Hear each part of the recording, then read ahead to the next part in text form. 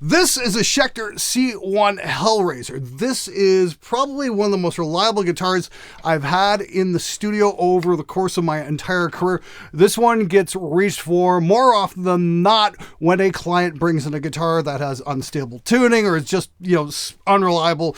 You name it. This thing is great because it sounds great. It plays great and it's super reliable with the tuning, so I don't have to spend hour upon hour in the studio wasting the client's time retuning for a guitar that's supposed to be good, but fails at the critical stage. And that's when we're trying to get their music down onto quote unquote tape. So yeah, Spectre has been the one brand I've relied on over the years, and I've done a couple of videos for their later models, and I'm very curious to see what they've got for me today. I'm going into this blind. I have no idea. They just sent me a couple guitars and said, hey, you want to check this out? And I'm like, hell yeah, let's see what it's all about. So let's grab the unboxing table and see what we get. So this has been sitting here for the last couple of weeks just saying, play with me. Well, I've been trying to do a whole bunch of other videos and whatnot. So I thought we'd pull it out of the box today, see what we get. For me right now, this is just a great big question mark. I have no idea what this is. Oh, there we go. Ooh, let's see what we got here. Okay, here we go. Can we get a drum roll, please? Maybe some dramatic music. Here we go. Ooh, what is this? This is vaguely Strat-like. Wow, isn't that pretty? Look at that neck joint. Damn. Love the truss rod adjustment right at the base of the neck there. That's just super awesome. Damn, okay, looks like we got some locking tuners, a humbucker, and a single coil. 5-way switch, so I'm guessing this will be a humbucker or a single coil, depending, which is pretty sick. I love humbuckers on Strats, I really do.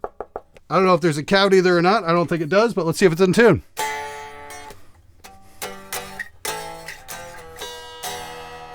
Not bad, almost perfectly in tune. Bridge looks set up really well, and let's just see real quick here.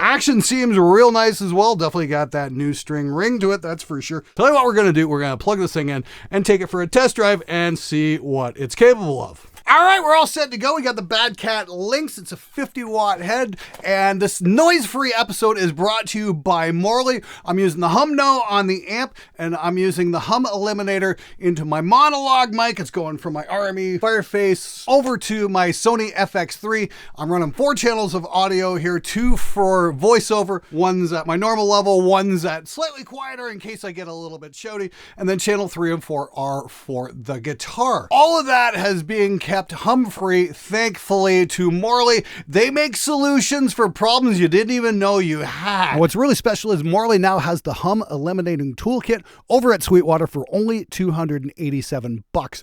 That gets you the Hum Eliminator, the Hum Exterminator, and the Hum No. Go grab yours today. All right, we're all hooked up now, so let's see what this thing can do. Ooh, isn't that a nice clean sound? Yeah, that's what we all clicked on a metal show for, to see how the guitar sounds clean. At least that's what so many of you in the comments keep saying. The guitar might be a touch on the slippery side. Gonna have to put some skateboard tape on here or something like that. Keep it from sliding down my leg. Or at least go get a strap. Hang on. Let me go put a strap on. All right, that actually works. That's keeping the guitar from sliding away. Of course, when I put a strap on, I need to do a check for neck dive. So let's see what we get here. Yeah, that's not too bad. You can jump up and down like a lunatic with this guitar. It's not going anywhere. That's a good balance. Now, I keep telling myself, Spectre was nice enough to send me this guitar, so don't call it a Strat! That tends to drive the marketing guys up the wall. Yeah, these two are definitely nothing alike, that's for sure.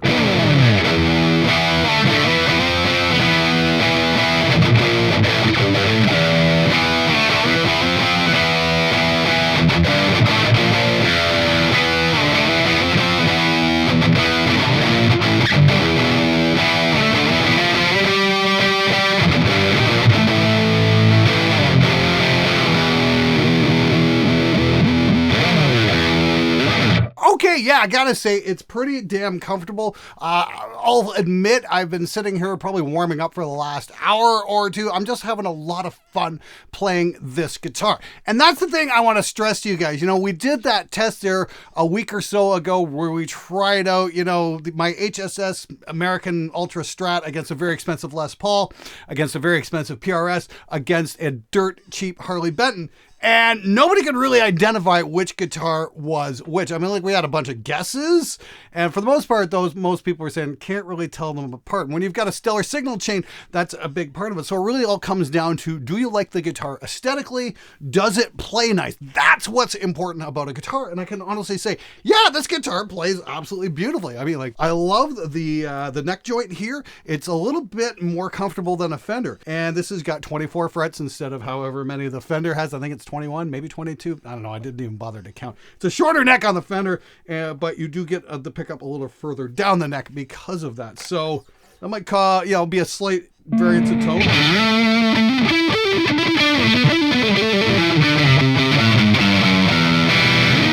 But I will say this, the neck pickup on this, a little bit noisy. So if you got an amp like the Bad Cat here with a gate on it, that's going to do you a lot of good. So that's one thing I'm not particularly thrilled about with this guitar, is the fact that the single coil is definitely doing the single coil thing, and that means it's kind of fucking noisy. That's why we invented humbuckers.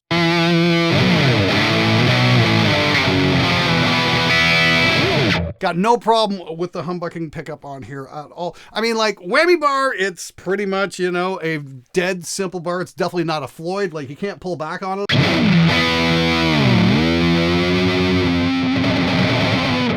Only goes so far, so you're not going to get, you know, a lot of the whammy bar gymnastics you would normally get with a Floyd or that kind of thing. It's a very simple thing. But hey, you know what? It's easy to put in. It doesn't flop around all over the place. It's got, you know, just the right amount of travel so you can grab it and it gets out of the way without it swinging like crazy. So props to Spectre for that. Now, of course, the big draw for this guitar is the fact it's only $899 US at Sweetwater. I mean, like, it's under $1,000 and it feels like $1,000 guitar or a $1,500 guitar. It really does. You know, the fretwork is really nice. Somebody took their time with this. There's no burrs jutting out or anything like that. So that's a big plus. The back of the neck, it's interesting. It's not completely finished, so you can definitely feel a little bit of that texture there. Once again, I love the neck joint. I think that they really did a great job on this.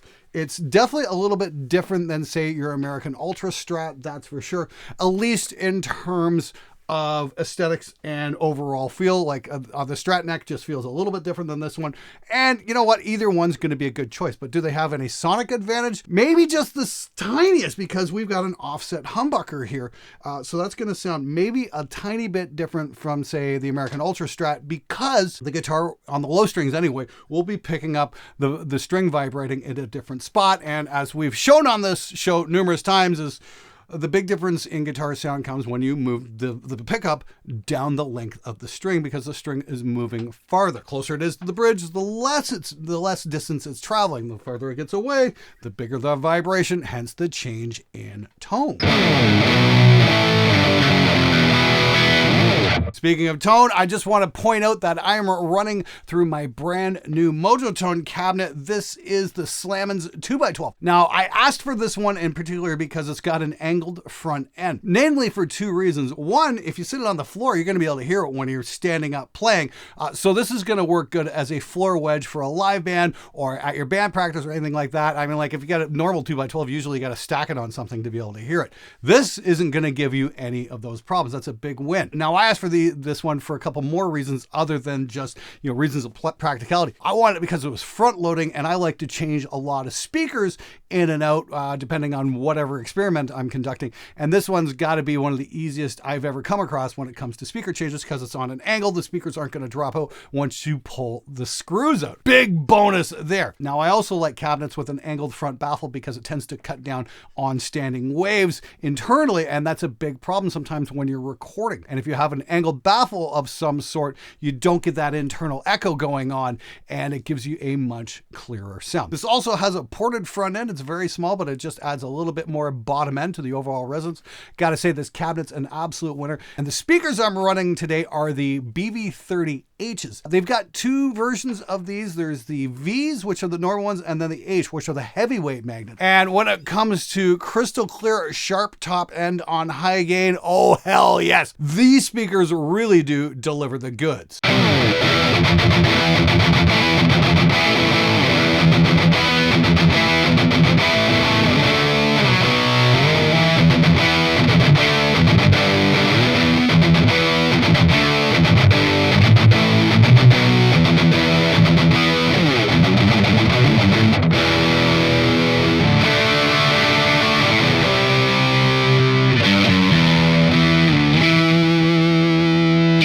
Now, I am in love with the tone I'm getting out of this rig right now.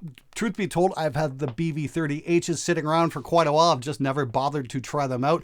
And I put them in this morning and I'm kind of kicking myself, to be honest with you. It's like, damn, that sounds great. And the fact it's not a vintage 30, it kind of adds its own thing going on, is even better. Now, I'm miking this thing up with a new mic that I found, and it's fast becoming my absolute favorite for getting heavy guitar tones. I'm going to do an episode on that, but for that to happen, I need your help. I need you guys to hit the subscribe button, because I've taken a look at the analytics and half of you guys watching this show don't actually subscribe. And I'm like, what the hell? If you guys get any kind of value, if you like anything I do, please, for the love of Crom, hit the subscribe button. It'll help me grow the channel and achieve my goals as well. The best thing about subscribing is it doesn't cost you anything to do. All you got to do is click on it. That's it. That's all you got to do. And I'd really, really, really appreciate that. Anyway, moving on, let's check out the specs.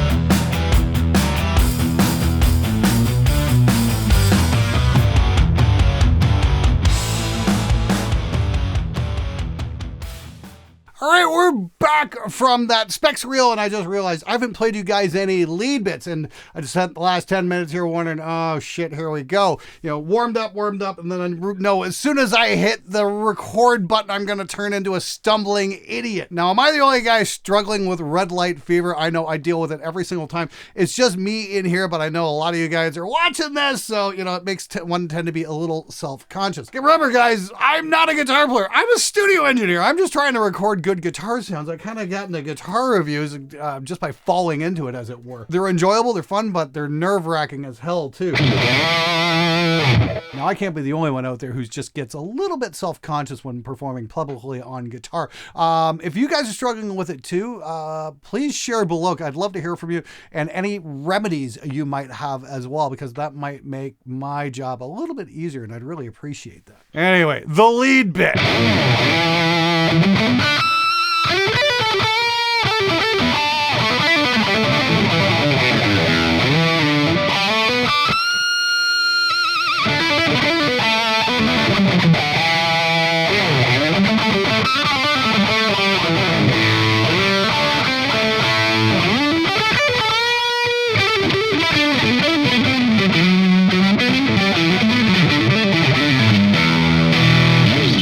Guitar plays brilliantly. Actually, that didn't go so bad. Maybe I did finally psych myself up there to not completely suck. Now, I'm running one of those amazing Adam Hall cables that's got the silent neutral plug, so you don't actually make any noise until you plug your guitar in. Super cool invention. I absolutely love these things in the studio. Just saves so much grief. Don't have to turn the amp off or anything like that to swap out guitars. Super cool. Now, let's see just how much all that warming up has paid off. Let's see if I can actually do this or not. Yeah, wish me luck.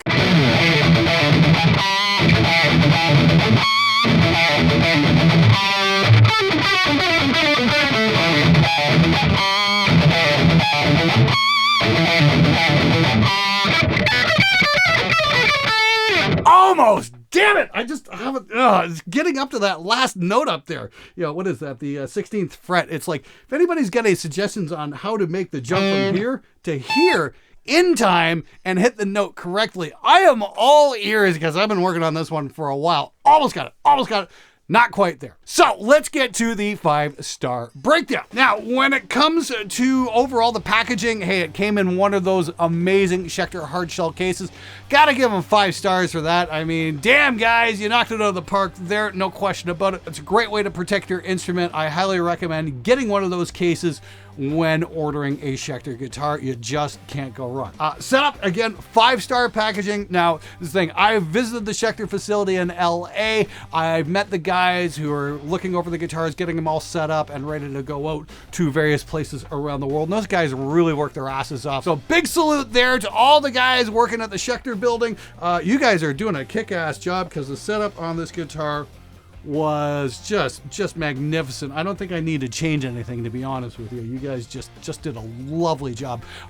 Big round of applause. Well done. Now, components, I mean, yeah, we got a humbucker, we got a single coil. What brand are they? Doesn't fucking matter. We've got a whammy bar on here. It doesn't quite do the Floyd thing. So that's probably the only thing I'm going to dock points on. I tend to, you know, with a trim system, I much prefer something like a knife edge so I can really get physical with it. It does the thing. It does it pretty well. Does it do the dive bomb harmonic thing? Yeah, actually it does. Okay, so that's great. It's only 4 stars there. Again, I'd love a Floyd. The fact that it's got locking tuners, again, that's just an absolute must on guitars these days as far as I'm concerned, especially if you don't have a locking bridge. That's a very, very important thing. And it just makes your string changes that much easier as well. Everything else just seems to be exactly where it needs to be. The volume knobs are a little hard to turn, to be honest with you. That's maybe my only gripe. Again, so I'm just gonna give this 4 stars for components. Now, fit and finish, I gotta give it a 5 as well. Again, back to the guys who do the setup and all that and will give the guitars a once-over. Great job, whoever did the fretwork on this. They really did a wonderful job here. No burrs, no nothing. It just feels great overall. I can't find any scratches or anything wrong with this guitar. If you're looking for this style guitar and you want to drop down $900, you're not going to be throwing your money away, that's for sure. So overall, I'm going to give the guitar a 4.75 star rating. Schecter absolutely rocked on this one. Now let's talk about the elephant in the room here, the Fender American Ultra. That guitar is $2,200. That's $1,300 more than this thing. But the big question is it really worth the extra $1,300? You tell me.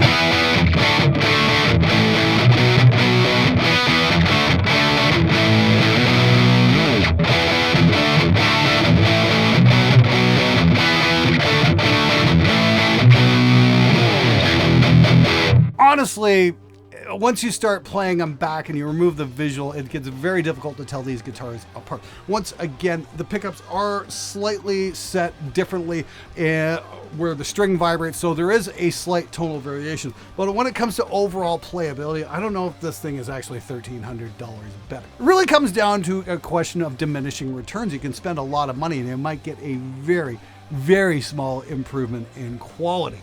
And the more you spend, that difference becomes even less. So it really comes down to the question for you guys, is it really worth the extra $1,300? I mean, like, as far as I can tell, the big difference would be in terms of bragging rights. So that really depends on you and just how much you value your peers' opinions, or if you can make up your own mind. Bottom line, I think Schecter really knocked it out of the park with this one. If you're in the market for an S-style guitar, you might want to take a look at this. Considering $899 and what you get for that amount of money, it's pretty damn impressive in terms of fit and finish and setup and just overall components. Yeah, Schecter's got an absolute winner on their hands. Can't really say I'm surprised. Everything they've sent me has been nothing short of spectacular. So hats off to Schecter for building a 4 3/4 star guitar. My overall rating, wow guys, great job. Can't wait to see what you pull off next. And once again, I want to give a great big shout out to this show's sponsor, Morley. If you've got noise issues, they've got your solutions. Check out the Humno, check out the Hum Eliminator. Go check them out at morley.com. And once again, if you want to see what that microphone's all about, how I'm getting this tone, make sure you hit the subscribe button, and I'm going to have that video out real soon. Anyway, hope you guys found the video useful, and please, please, please hit that subscribe. And until next time, be excellent to one another.